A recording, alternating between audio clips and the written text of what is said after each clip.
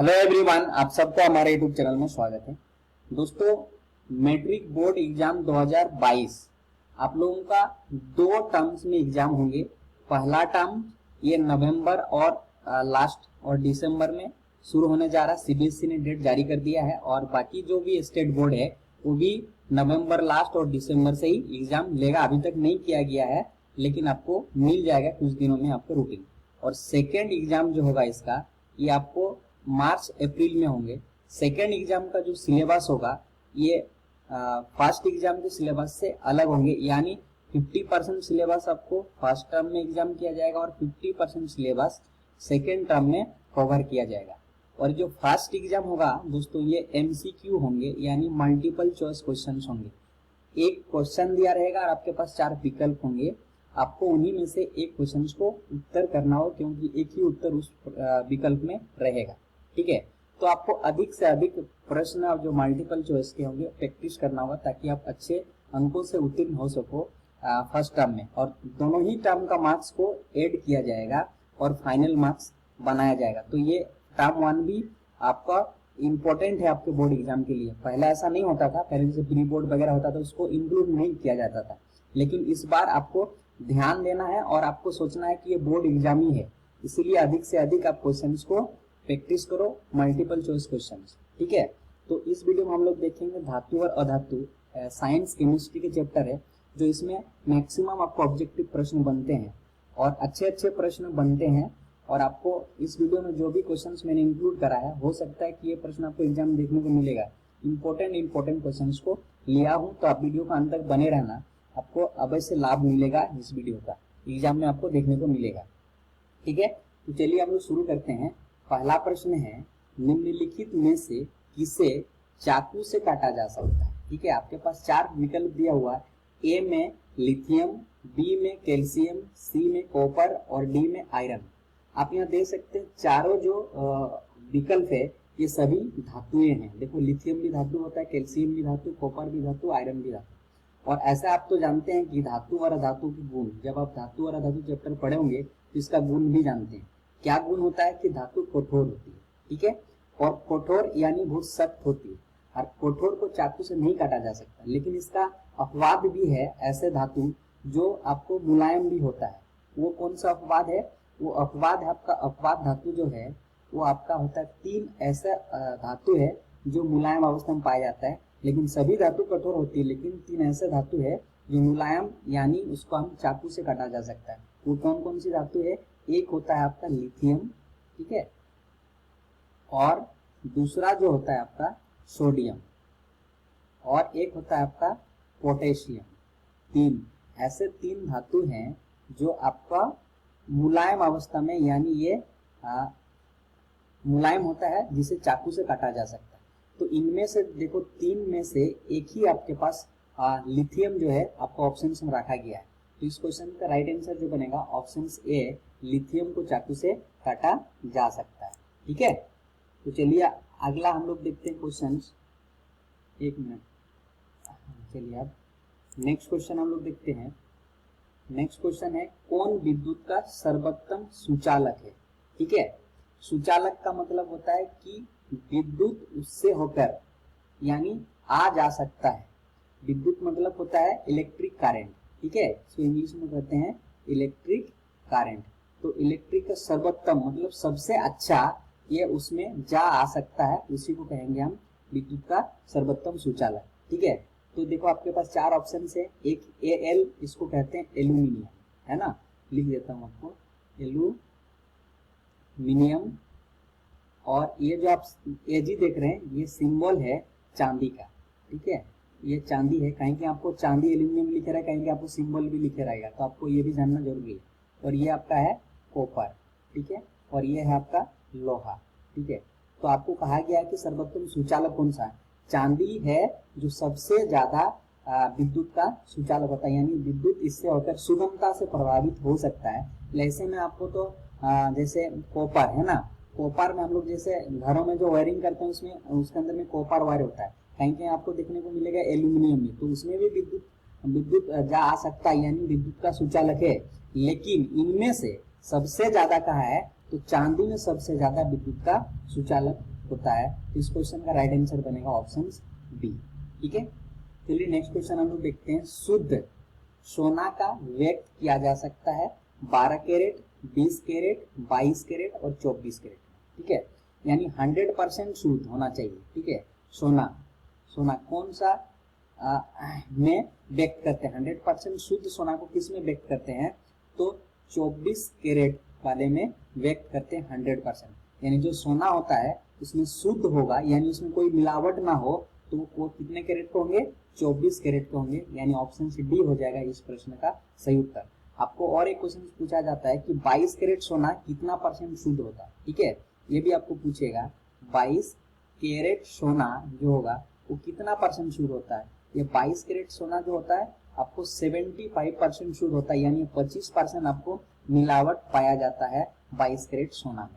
ठीक है, तो जब आप सोना जब खरीदते जाते हैं तो ये चीज आपको ध्यान रखना है कि 24 कैरेट का है या 22 कैरेट का। अगर 24 कैरेट का है तो यानी 100% सोना है, और अगर 22 कैरेट का है तो उसमें 75% सोना है और 25% उसमें कुछ मिलाया गया, अलग धातु मिलाया गया। ठीक है, इस क्वेश्चन का राइट आंसर बनता है आपका ऑप्शन डी। नेक्स्ट क्वेश्चन है अपने शुद्ध रूप में धातु सतह होती क्या है? तो धातु का एक गुण होता है, धातु का गुण होता है कि धातु चमकदार होती है। ये आप पढ़े होंगे। ठीक है, ये गुण है, चमकदार होती है। धातु का जो सतह होता है ये चमकदार होती है, यानी जो भी जैसे मान लीजिए धातु है, इसका जो सरफेस होगा वो बहुत चमकता होगा। ठीक है, इसमें चमकता, अगर इसका लाइट पड़ेगा इस पर तो ये चमकेगा, है ना। ये गुण है धातु का, तो हम लोग कह सकते हैं ऑप्शन सी क्या हो जाएगा? चमकदार होती है। नेक्स्ट प्रश्न है कार्बन क्या है? ठीक है, धातु है, अधातु है, उपधातु, इनमें से कोई नहीं। जो कार्बन होता है इसमें विद्युत का सुचालक नहीं होता कार्बन में। ठीक है, और यह एक अधातु है। ठीक है, यह एक अधातु है, यानी option B is a correct answer हो जाएगा। ठीक है, कार्बन एक आपका अधातु है और कार्बन को सी से सिंबल किया जाता है। इसका जो परमाणु संख्या होता है, ठीक है, कभी कभार आपको पूछ भी देगा कि जो परमाणु संख्या होता है ये 6, और इसका परमाणु भार, ठीक है, परमाणु भार जो होता है ये 12 होता है। ठीक है, तो आपको ये भी ध्यान रखना है। So option B is correct answer इस क्वेश्चन से। ठीक है, चलो हम लोग नेक्स्ट क्वेश्चन है। अमलगम एक मिश्र धातु है जिसमें एक धातु रहता है। अमलगम जो है एक मिश्र धातु है। अमलगम एक मिश्र धातु है, इसमें एक धातु रहता है और कुछ मिलाया जाता है मिश्र धातु में। तो जो धातु है अमलगम में पाया जाता है वो कौन सा होता है? ठीक है, आपको क्वेश्चन में पूछा गया है। ये पारा होता है अमलगम में धातु, और इसका जो सिंबल होता है ये Hg से आपको सिंबल इसका, यानी इसको इसका इस तत्व का सिंबल होता है। तो आपको कहीं कहीं आपको Hg भी लिख दिया रहेगा, तो ये भी आपको ध्यान रखना है। कहीं पारा ना लिख दे के अगर Hg आपको लिख दिया तो आप कंफ्यूज ना हो जाए, इसलिए मैं आपको यहाँ इसका सिंबल भी बता दे रहा हूँ साथ साथ में। ठीक है, जैसे सिल्वर का Ag, तो Ag लिख देगा। सोना का होता है Au। ठीक है, और ये कॉपर का होता है Cu। ठीक है, चलिए हम लोग नेक्स्ट क्वेश्चन देखते हैं। क्वेश्चन बॉक्साइट निम्नलिखित में से किस धातु का आयस्क है? ठीक है, यानी किस बॉक्साइट से कौन सा धातु प्राप्त किया जाता है? यानी धातु में शुद्धिकरण किया जाता है, हम लोग निष्कर्षण किए जाते हैं, फिर धातु प्राप्त करते हैं ना। तो बॉक्साइट से कौन सा धातु हम लोग प्राप्त करते हैं? तो बॉक्साइट से हम लोग जो धातु प्राप्त करते हैं वो एल्यूमिनियम करते हैं। ठीक है, तो इस क्वेश्चन का राइट आंसर बने जाएगा आपको बॉक्साइट से प्राप्त होने वाले धातु का क्या नाम है? एल्यूमिनियम। ठीक है, चलो नेक्स्ट क्वेश्चन है हमारा लोहा, निकेल और क्रोमियम, यानी लोहा Fe, ठीक है, और निकेल Na और क्रोमियम Ci को मिलाकर आपको स्टेनलेस स्टील बनाया जाता है। ध्यान में रखिएगा, स्टेनलेस स्टील बनाया जाता है। ठीक है, स्टेनलेस स्टील बनाया जाता है, यानी ये तीनों क्या है? एक मिश्र धातु है किसका? स्टेनलेस स्टील का। आपको प्रश्न पूछा लोहा, निकेल और क्रोमियम के मिश्र धातु को क्या कहते हैं? स्टेनलेस स्टील कहते हैं। Option D is a correct answer. ठीक है, नेक्स्ट क्वेश्चन है हमारा उच्च विद्युत धनात्मक, यानी उच्च विद्युत धनात्मक कारण धातु का परमाणु बनते हैं क्या? देखो, जैसे ये हमारा धातु एक ले लेते हैं हम लोग सोडियम। ठीक है, धातु सोडियम, और इसका जो आपका एटॉमिक नंबर होता है वो होता है आपका 11 होता है। इसको जब आप इलेक्ट्रॉन का वितरण करेंगे यानी इलेक्ट्रॉन कन्फिगरेशन करेंगे किसी एटम में, यानी इलेक्ट्रॉन कैसा अरेंजमेंट है इस एलिमेंट के अंदर यानी इस तत्व सोडियम के अंदर, तो आपका पहला जो आपका ऑर्बिट होगा वो 2 होगा, और दूसरा ऑर्बिट जो होगा ये 8 होगा, और तीसरा ऑर्बिट में 1 इलेक्ट्रॉन होगा। ठीक है, और जब भी किसी के साथ ये अभिक्रिया करेगा और कंपाउंड यानी यौगिक बनाएगा तो ये 1 इलेक्ट्रॉन क्या कर देता है, दे देता है। ठीक है, ये 7 इलेक्ट्रॉन लेने के बजाय 1 इलेक्ट्रॉन को दे देता, क्योंकि आसानी होगी, ज्यादा कम एनर्जी का जरूरत पड़ेगा 1 इलेक्ट्रॉन को डोनेट करना यानी दान करना। और कोई भी जब एलिमेंट यानी कोई भी तत्व जब दान करते हैं तो धनात्मक हो जाता है। क्या हो जाता है, धनात्मक हो जाता है, ये आप ध्यान में रखना। और जो कोई लेता है यानी जो कोई तत्व कोई इलेक्ट्रॉन को ग्रहण करता है वो हो जाता है आपको ऋणात्मक बन जाता है। ठीक है, तो यहाँ पर आपको जो प्रश्न पूछा है उच्च विद्युत धनात्मक के कारण धातु के परमाणु बनते हैं धन आयन। ठीक है, तो सोडियम क्या करेगा, एक इलेक्ट्रॉन को दान कर देगा और ये क्या बन जाएगा, धन आयन। ये देखो इसके ऊपर में आयन को लिखा जाता है, देखो ये कौन सा आयन है, धन है यानी पॉजिटिव है, तो हम लोग कह सकते हैं कि धन आयन बनेगा। ये हमारा धातु का क्या है, एक गुण है। धातु हमेशा क्या करता है, इलेक्ट्रॉन को दान करता है, ये कभी ग्रहण नहीं करता। जैसे क्लोरीन, ठीक है, क्लोरीन का कितना होता है, 2, 8, 10 और ये 7। ये देखो सोडियम के साथ क्या करता है, जब ये रिएक्ट करेगा Cl तो ये एक दे देगा किसको, क्लोरीन को, क्योंकि 7 है और ये ऑक्टेट पूरा करेगा 1 इलेक्ट्रॉन को लेकर। ठीक है, तो क्लोरीन भी क्या हो जाएगा, स्टेबल हो जाएगा, सोडियम भी स्टेबल हो जाएगा, उसका लास्ट ऑर्बिट पूरा करेगा। ठीक है, तो ये जब लेगा तो नेगेटिव होगा और ये जब लेगा तो पॉजिटिव होगा। समझ रहे हैं बातों को। तो ये क्लोरीन क्या है, एक अधातु है, और अधातु हमेशा क्या करता है, इलेक्ट्रॉन को ग्रहण करता है, और धातु हमेशा क्या करता है, दान करता है। ठीक है, तो ये धातु क्या बन जाएंगे, जो परमाणु होंगे वो धनायन बन जाएंगे। ठीक है, चलो नेक्स्ट प्रश्न हमारा, धातु के ऑक्साइड सामान्यतः क्या होते हैं। ठीक है, धातु के ऑक्साइड, ठीक है, जैसे धातु है ना, धातु क्या करेगा, धातु के ऑक्साइड बनेंगे, जैसे NaO2 सोडियम हाइड्रोक्साइड है ना, तो ये ऑक्साइड जो बनेंगे ये अम्लीय हमेशा होता है, इसका जो नेचर होता है वो अम्लीय होता है।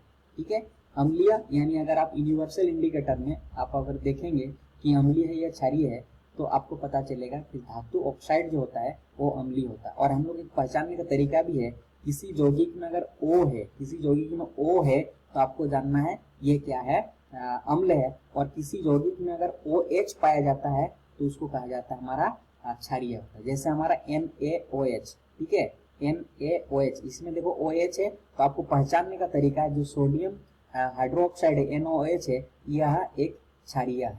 ठीक है, क्षारीय है। और धातु जब भी धातु रिएक्ट करके बनेगा धातु ऑक्साइड तो हमेशा ऑक्सीजन रहेगा, ऑक्साइड मतलब ऑक्सीजन, और ऑक्सीजन रहेगा तो क्या होगा, वो अम्लीय होगा। क्या होगा, इसका प्रवृत्ति क्या होगा, इसका नेचर क्या होगा, अम्लीय होगा। तो option A is a correct answer for this question.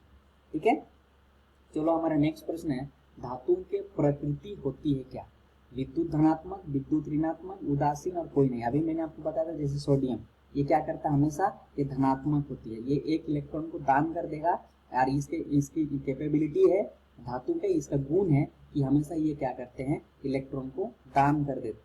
तो धातुओं की प्रकृति जो होती है वो हमेशा विद्युत धनात्मक होती है। तो ऑप्शन ए हमारा क्या हो जाएगा, सही। तो जैसे मान लीजिए आपका यहाँ पर OMR शीट रहेगा, जैसे A रहेगा, B रहेगा, C रहेगा, D रहेगा, इसमें 4 गोला रहेगा। ठीक है, आपको क्या करना है, उस गोला को भरना है। तो आपको A है तो आपको इस गोल को भर देना है, ऐसा कर देना है। ठीक है, तो आपका करेक्ट आंसर होगा। तो चलिए हम लोग नेक्स्ट क्वेश्चन देखते हैं, तांबा और जिंक, यानी तांबा, ठीक है, और जिंक को, तांबा और अगर जिंक को आप मिश्रण करते हैं यानी मिश्रित करते हैं, जो आपको धातु मिलेगा, तांबा और जिंक का मिश्र धातु होगा, वो आपसे पीतल बनेगा। क्या बनता है, पीतल का निर्माण होता है। तो हमारा option A is a correct answer. ठीक है, नेक्स्ट प्रश्न है, सल्फाइड अयस्क, सल्फाइड अयस्क का संघनन किया जाता है आपका निचलान द्वारा, किसके द्वारा, निचलान द्वारा सल्फाइड अयस्क का संघनन किया जाता है, यानी सल्फाइड अयस्क धातु प्राप्त किया जाता है। उस विधि का क्या नाम है, निचलान ठीक है, इसीलिए हम लोग कहेंगे ऑप्शन बी निष्लाम द्वारा। नेक्स्ट प्रश्न हमारा कोपार का निष्कर्षण यानी कोपार CuO, कोपार का निष्कर्षण यानी इसका जो अयस्क से धातु प्राप्त करेंगे, निष्कर्षण मतलब अयस्क धातु प्राप्त करना, किस अयस्क के प्राप्त किया जाता है, किस अयस्क के प्राप्त किया जाता है, तो कोपर पाइराइट से कोपर प्राप्त किया जाता है। इसका अगर फुल फॉर्म अगर आपको पूछा है कि इसका सूत्र क्या होता है, CuFeS2, CuFeS2 से आपको कोपर प्राप्त किया जाता है यानी C प्राप्त किया जाता है इसका निष्कर्षण करके। तो आपको ऑप्शन सी करेक्ट आंसर हो जाएगा, कॉपर पाइराइट से कॉपर प्राप्त किया जाता है निष्कर्षण से।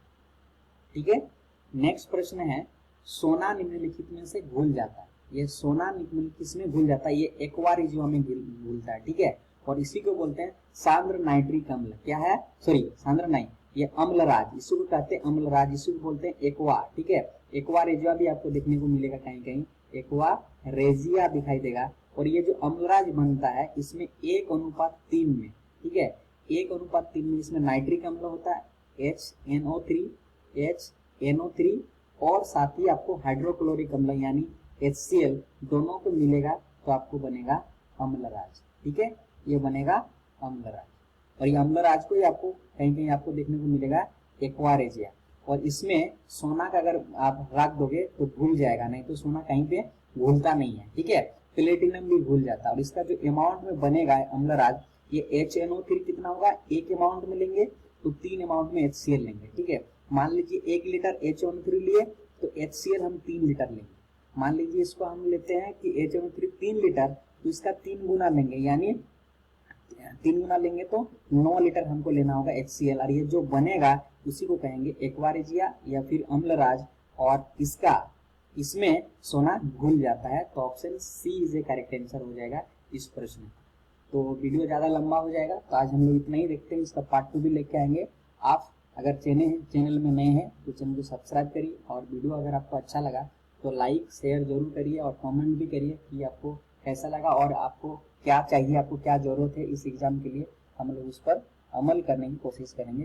तो वीडियो देखने के लिए आप सबको धन्यवाद। और मैं आप लोगों को सजेस्ट करना चाहूँगा कि चैनल को सब्सक्राइब करें ताकि अगला वीडियो जो होगा हमारा वो आपको मिले। ठीक है, और इसका आप लाभ ले सको, क्योंकि एग्जाम आने वाला है और अधिक से अधिक आपको प्रैक्टिस करना होगा। और जो भी इम्पोर्टेंट प्रश्न होगा मैं आप तक पहुंचाने की कोशिश करूंगा। धन्यवाद वीडियो देखने के लिए।